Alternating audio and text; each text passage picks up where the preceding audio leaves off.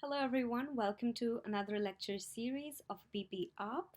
This would be the lecture 3 of this series, and today we will be talking about general operative procedures. So let's see what we will be covering today in today's video.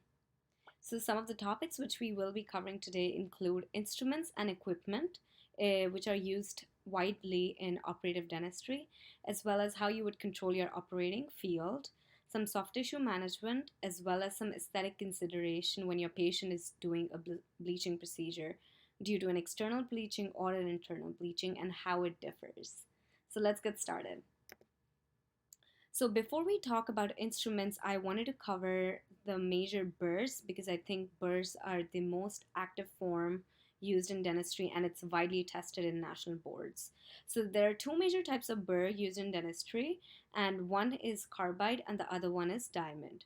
So carbide